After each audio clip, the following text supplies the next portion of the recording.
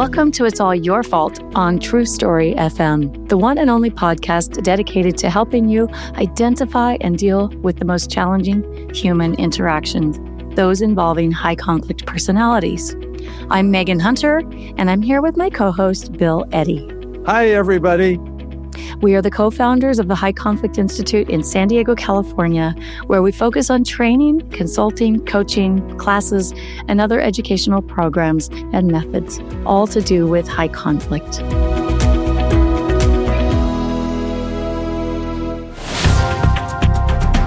Today is our final episode of 2024. And as you can tell, my voice is, if you've listened to us before, you know this isn't how my voice typically sounds. So the good news is my voice has come back from a few days ago when it was completely gone. The better news is that my last training of the year, which was a virtual training for 3 hours, was on last Tuesday morning right before Thanksgiving. And about 2 hours after the training, my voice just completely went away. So I made it through the whole year without losing my voice till the very end. So anyway, we'll be taking a short break here during the Christmas and New Year holidays, but we'll be back in the first week of January. Today, we're going to talk about something that's in a roundabout ways connected to Christmas in particular, and that's family, and especially the elderly members of our families and how we take care of them, or maybe some who don't take care of them so well. And so I hope you'll enjoy this discussion. But before we start, I just want to, and I know Bill wants to thank all of you, all of our listeners for listening to us and supporting us. We've been doing this a few years now. And in 2024, it's been a big year in many ways. When we started the podcast, we really didn't know what to expect because neither of us even listened to podcasts.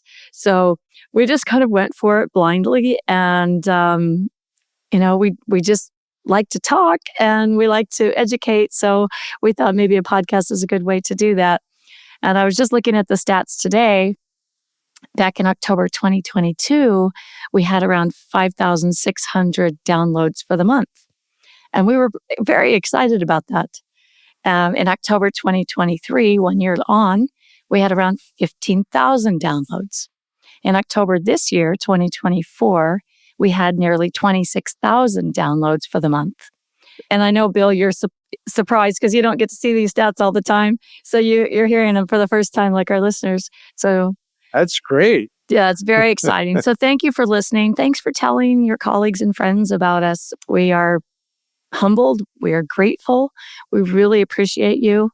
We appreciate the difficult circumstances that many of you are in. And so we hope that we're helpful.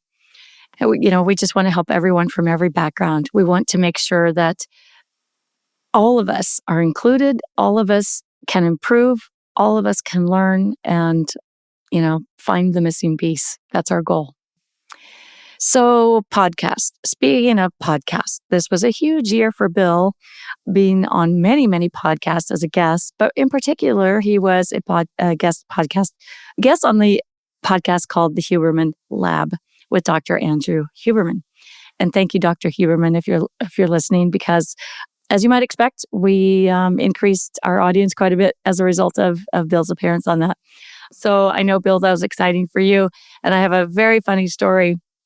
About a week ago, I was in Medford, Oregon, training the Oregon State Bar. And by the way, Medford and Ashland are just stunningly beautiful. I had no idea it was so pretty there. So anyway, I finished the training. I'm back at the airport, flying out, and I'm going through security. The security agent said, "Wow, you have a brain in your backpack." And I said, "Why, yes, I do." And she could see it, through the x-ray machine. And it's the brain that, Bill and I now both carry in our bags and use in our trainings.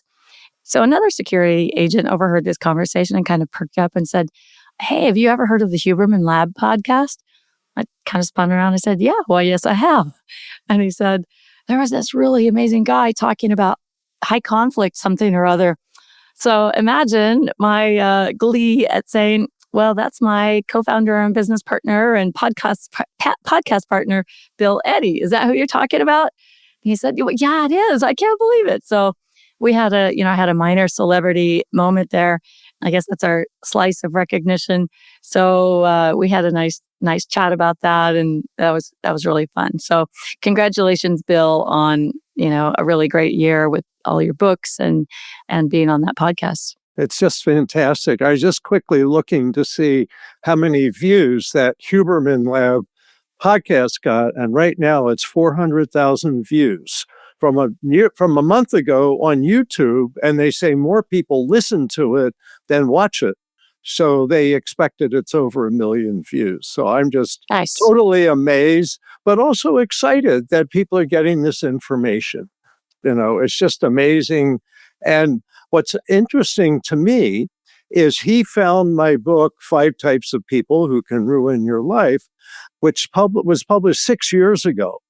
And someone gave it to him, and he thought this would be interesting for a lot of people.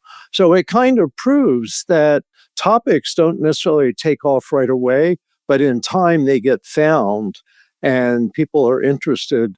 And frankly, as we'll talk about today, high conflict people are becoming more and more a presence, and people want tools. They want ways to manage relationships and help people who have high conflict behavior as well as the people around them. So I'm very excited and hopeful, actually, that so many more people are getting this information. Yeah, it's fun, and after all these years, we've been on lots of airplanes, standing on lots of stages with lots of microphones, and sometimes without a microphone, and trying to yell into the crowd. But it lands at the right time, and it lands with the people who need it. And we frequently hear from people that they wish they'd have had this information before they got married, or during their marriage, or at work, or as they were getting a job, or just many types of relationships. Like, maybe a friendship could have been saved if I'd known these tools and how to help my friend who wasn't able to manage their emotions, things like that. So it's very gratifying what we do. It's been a great year. We've traveled. We're trained in several countries, including kind of our first in-person exposure in England, with you going over to the UK, Bill, and then having some subsequent trainings, virtual trainings in the UK, right? Yes. So it was first time, really, the last 12 months that we really got going there. Now, we've been in Australia a lot. We've been in Canada a lot. You were in South Africa, I believe, a couple of years ago. So Israel. what we're learning really is these are worldwide problems and yet very personal problems. And I just have a lot of optimism because I think with knowledge, people know what to do and aren't surprised. And that's our goal, is to give people the tools to manage relationships and to make things as positive as they can be, which is quite possible. So knowledge is power, and that's what we hope to give people. Absolutely. Last week, I trained 70 family law stakeholders in Israel via Zoom. And yeah, that was really interesting. We've been in all these different countries.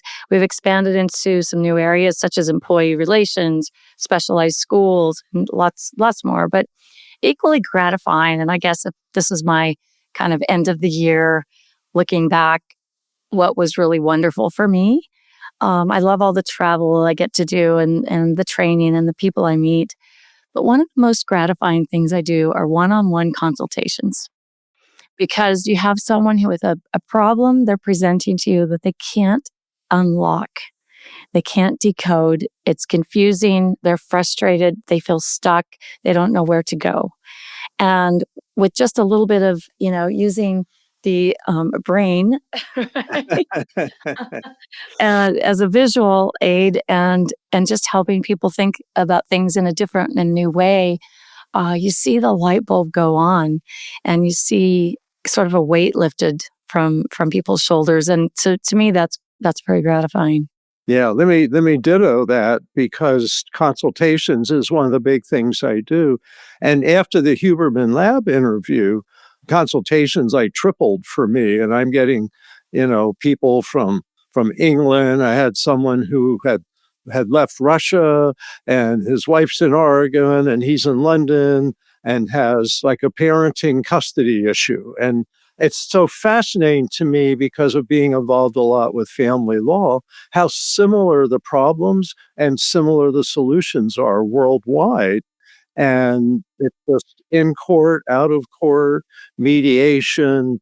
Uh, I just want to put in another little note. I just finished a mediation training today, and one of the people said, "Oh, Bill, you forgot to announce your podcast." And I was saying, "Oh, that's right. And we have a podcast." And she says, "I listen to it every week." Wow. And I had people from England and Canada and the US in the training. And it's just gratifying, I think, that we can help individuals, but that we can help a lot of individuals. And that's real exciting. Yeah. And I don't know if I've ever told you this story, Bill, but when I was in, I think it was Tanzania, probably about 10 years ago, we'd helped build a school. The church I went to was helped build a school and plant gardens and things for this community in Tanzania. And the child that I sponsored was in this school, and I got to meet her and I got to meet her mom. And we're talking pretty remote tribal living. It was a mix of tribal and somewhat more modern, right? But we're standing in the school parking lot, and the little girl and her mom were there, and they're waiting for her dad to come get her. So it turns out I don't know that they'd ever been married, but they had been together and produced a child, and he hadn't been paying his child support. And this was the middle of nowhere in Tanzania. And when you said the problems are the same everywhere, they really are. And so mom was refusing to let dad take the child until he paid cash on the spot for the past due child support. And there was no court orders or anything, but there was quite a bit of conflict there. So there's conflict everywhere, and we just hope to bring peace everywhere. Yep. So anyway, that's kind of for fun, for free today.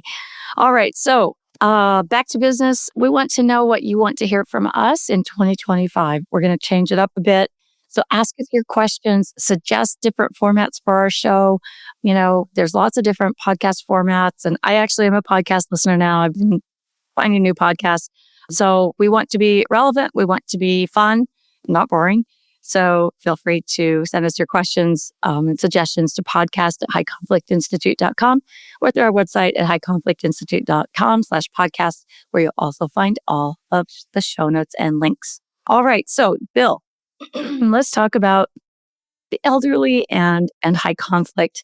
And we've touched on this a few times in podcasts of past in some of the episodes because it's becoming more frequent. And we've seen this from some of the people that we provide consultations for. It comes up in trainings. And there's just seems to be a big vulnerability with elderly people when it comes to high conflict, I guess, exposure, right? And it can come in many forms depending, on what the situation is. But you've written an article recently, and we'll put the link in the show notes. And you talked about the statistics. According to the United Nations, the worldwide population of people 65 and older is growing rapidly. In the US, approximately 17% of us are in this age group, whereas by 2050, close to 25% may be. In China and Japan, this percentage will be slightly over 30% by then. And at the same time, birth rates are already decreasing in every country around the world, and future labor markets are expected to decrease. And then you talked a bit about, at the same time, the percentage of adults with high conflict personalities also seems to be increasing, including preoccupation with blame, unmanaged emotions, extreme behaviors, and all or nothing thinking. Let's talk about that a bit. You talked about such individuals, some of them high conflict people, often having this cluster B personality disorder. So let's talk about that a bit. What does that look like, Bill? And this relates back to my book, Our New World of Adult Bullies. And that is that bullies seem to lack the brakes that most people have that keep their behavior social and positive. And so 3 personalities stand out. Antisocial, which I'll probably talk more about today than the others, really lacks remorse and in many ways lacks a conscience. And people continue to be surprised that such people exist. They're considered about 3 to 4% of the adult population. About half have been involved with the criminal justice system. And their behavior seems to be kind of driven to dominate or even harm other people.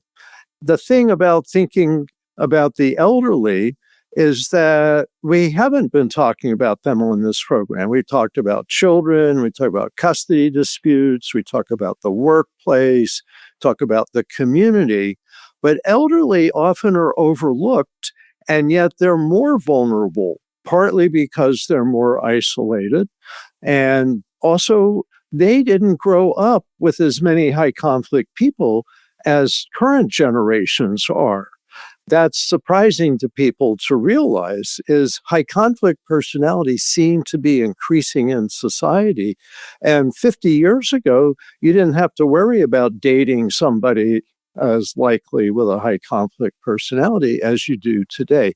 There's various reasons for that, cultural, et cetera. We're rewarding and paying a lot of attention to high conflict behavior, but antisocial, then also narcissistic personality, which tends to be lacking in empathy. People think, oh, they're self-centered, but they also lack empathy. They're not real concerned if they affect somebody else or maybe harm somebody else to get where they want to go, to look superior. And then there's also borderline personalities, which often lack the emotional self-control. They have more emotion dysregulation and are more, it's not interested in harming the elderly, but they may, just because they lack sensitivity to other people because they're so absorbed in their own stuff. Keep in mind, all three of these personalities, some people have these personalities and they're not high conflict people. Like you just said, Megan, the blaming others, all or nothing thinking and such. But these personalities lack the restraints that protect most people in relationships. And so older people, and the statistics you read are about 65 years old and older. So when we talk about elderly, senior citizens, older people, we're generally talking 65 and older. And that they're more vulnerable. Especially when they let's say, lose their spouse, right? And become a widow or widower, then you get one more step into vulnerability because you don't have someone protecting you. But I've even seen some that are still, both spouses still living, and the bullying of a high conflict person is just as strong as if it were toward a single person. Right, right. And so what happens is high conflict people often see a place for an advantage, and bullies are looking for an advantage. And so they see an opening. It's like a football game, and suddenly there's this big gap. Well, it's like there's an elderly person there and there's no one around them. And one of the big problems today, and I know it's worldwide, and I've seen research about England with this, is loneliness in older age is a big problem. And we have to, as a society, realize people need people, and the elderly in our own families need to have people to reach out and make sure they're not too isolated or too alone. But one thing you said I want to reinforce is that vulnerability, so they can get conned. And if they've lost a spouse, they have half the brain power that they had when there was two people to decide, is this a scam or should I give money to this person? And that's, they get played on their sympathies a lot. Like I said, older generation, you didn't have to fear strangers the way today you have to have your eyes open. Yeah. And, so it may be conning that comes from the outside, right? You may have you get that phone call.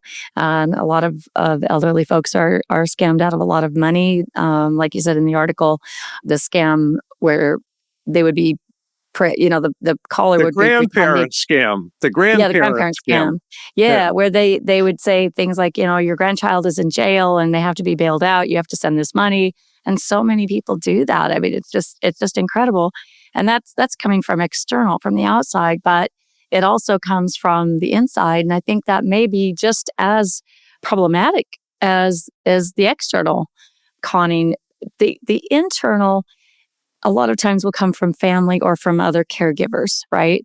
And if you have a high conflict person that's the caregiver of someone elderly, and you think about the pattern of the high conflict personality, it's all about me, right? It's about meeting my needs constantly.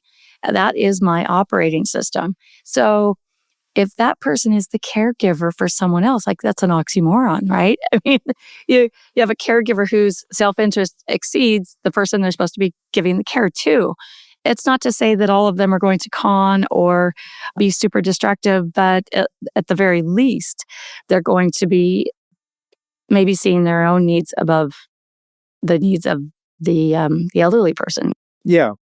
And often what we see is if you have someone with a high conflict personality caring for an elderly person, whether they're hired to do that or a family member, just a son or daughter, that one of the biggest things that we see is that they isolate the person. They Yes. don't want them seeing their other relatives. They don't want their friends or other relatives coming to the house. Oh, she's not feeling well. She doesn't want to see you.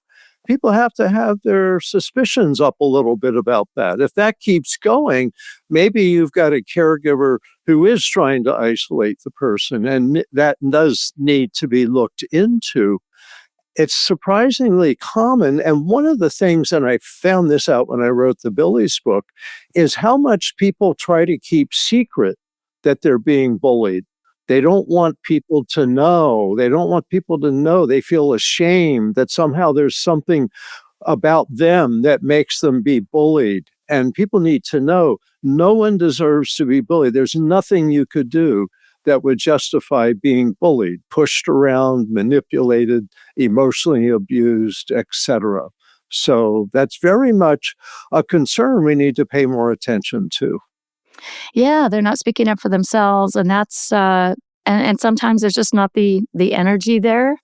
There's probably a bigger fear component, and then there's it's out of balance because you're dependent on this person, maybe for your food needs, maybe for your hygiene needs, maybe for even standing up off of a chair.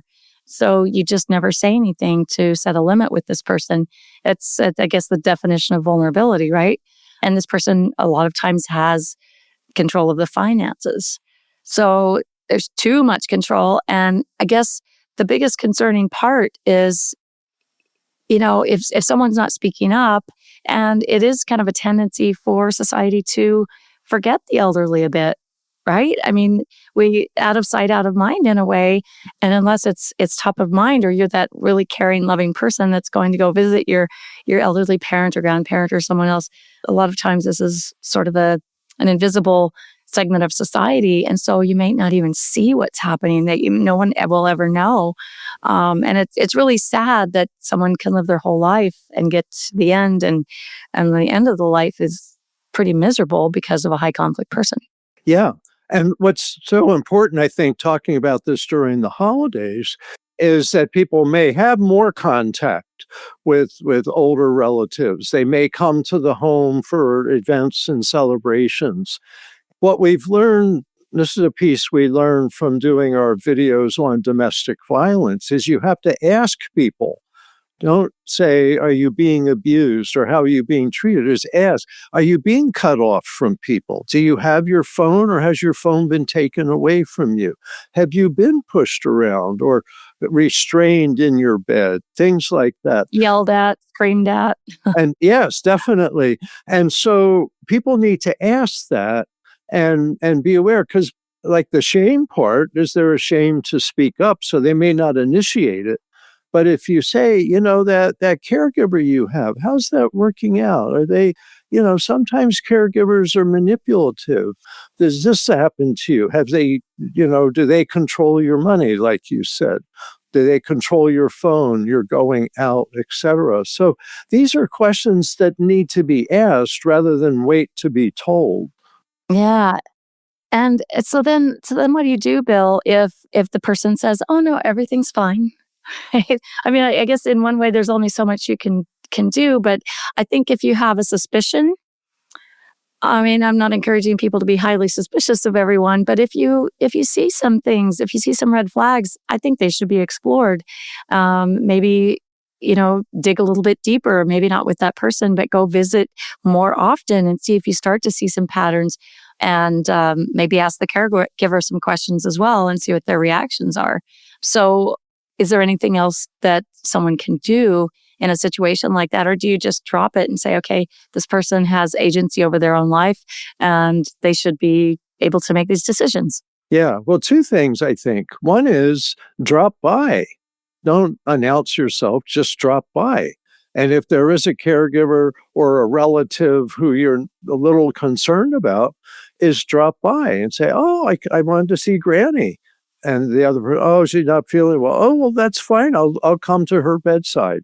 And you kind of see if a concern arises. But the other thing, that question of, are you being treated poorly or well, et cetera, and they say everything's fine, is to tell them, if you ever have a concern, let me know, call me, or I'll be checking by every once in a while, is let me know. But you're right, we don't want to make people paranoid. We don't want to make people obsessed about this. It's more just raising our general awareness. And you'd be surprised when people go, "Oh, I hadn't thought of that." Then they go, "Oh, there is something strange going on." That's when you want to look deeper. But, I think our general awareness as a society needs to increase about the care of older people, because we've never had this many older people, and we've never had a world with this many high conflict people, I believe. Right. Well, that's quite a combination, right? Quite Yeah. a crossover.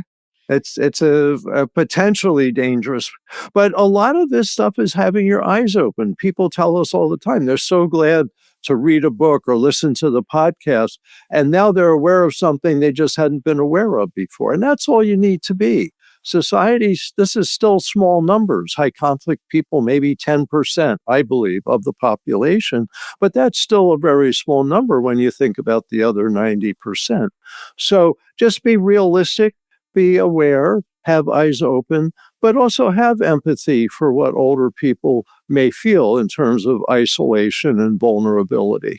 So let's say that you've discovered that the a caregiver is, mistreating or mishandling funds, doing things that they shouldn't be doing with an elderly loved one or whoever their caregivee is. How do you approach that situation? Because there's everything from contacting law enforcement to contacting adult protective services. But the problem I think that often happens is the caregiver has been showing themselves in public, the public face, as just the world's ultimate caregiver. And then an adult protective service worker comes along and interviews them, and they just completely give a wonderful, happy story. That can be a really tough situation. So what's a person to do if you cannot get anyone to believe you?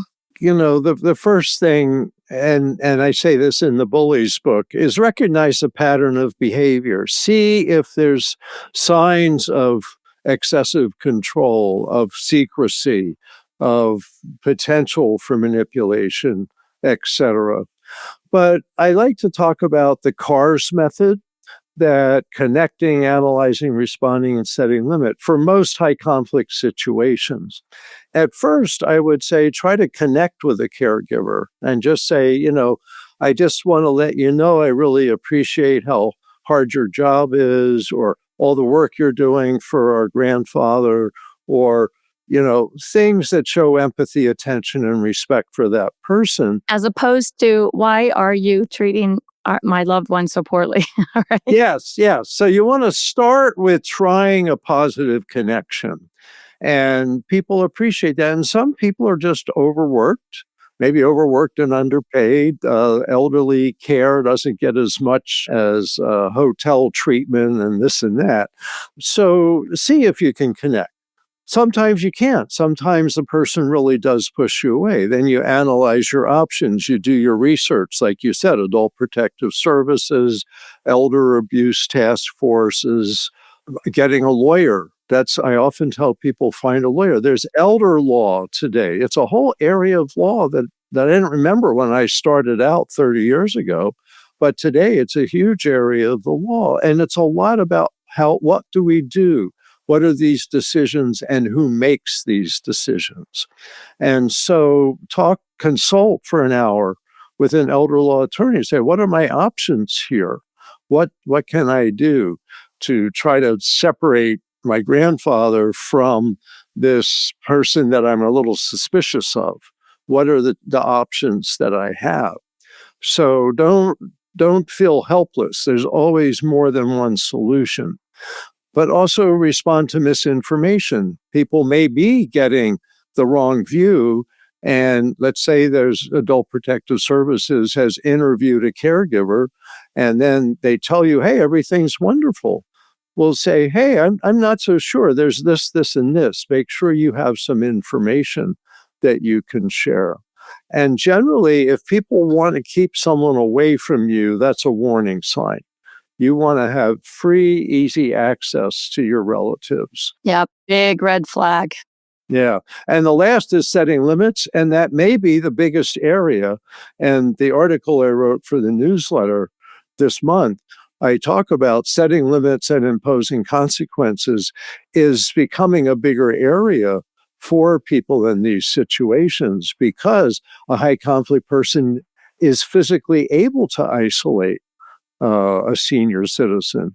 And so you may have to set limits on that person, and you may have to get help and get authorities to help.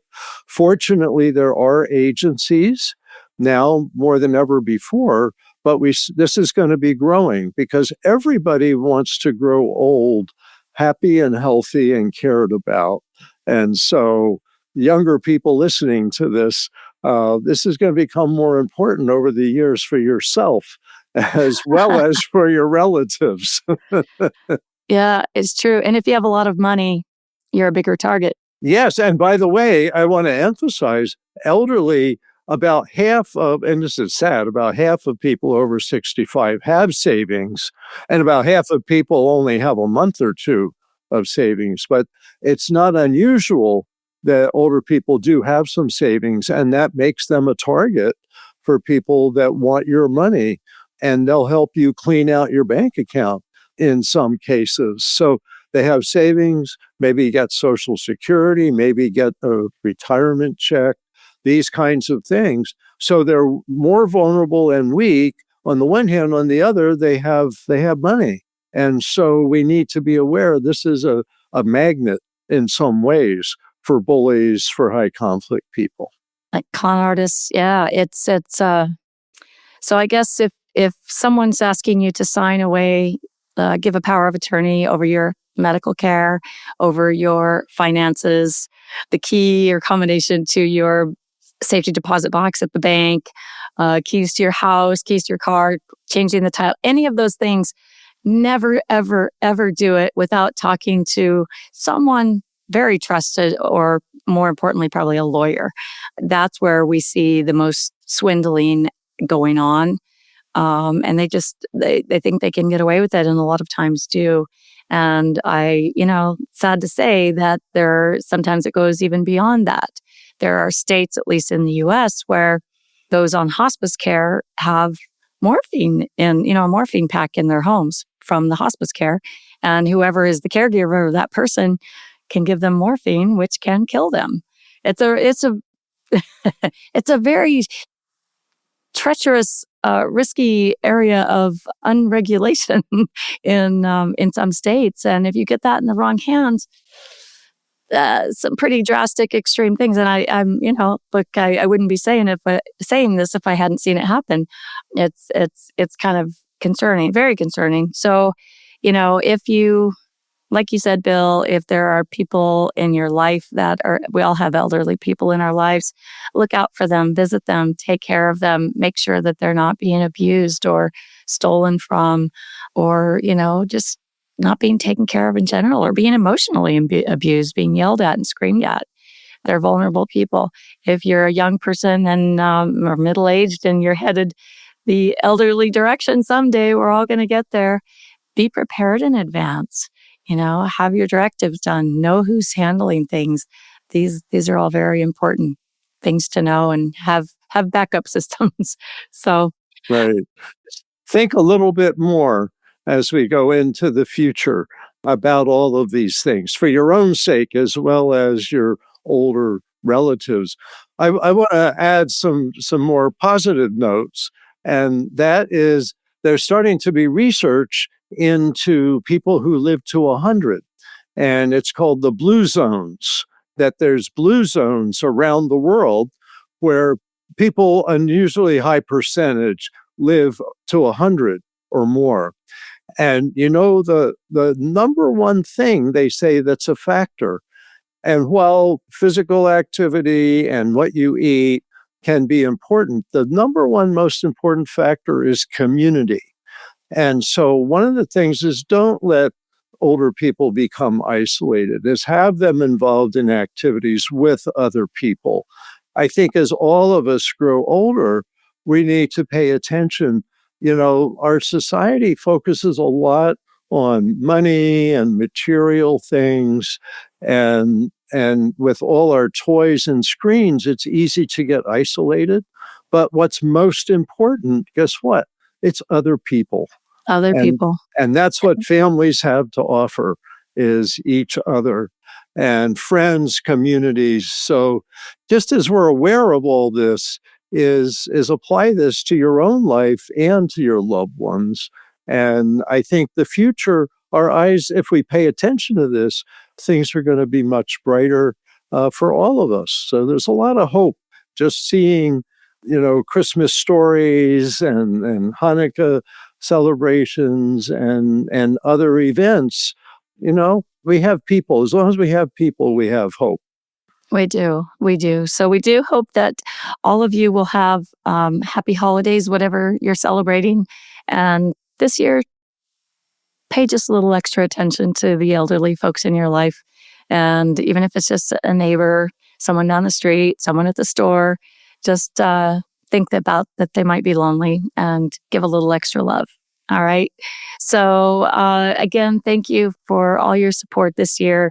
We are very grateful, and we wish all of you the happiest of holidays and a great wrap up to your 2024. And we'll look forward to lots more wonderful things happening in 2025.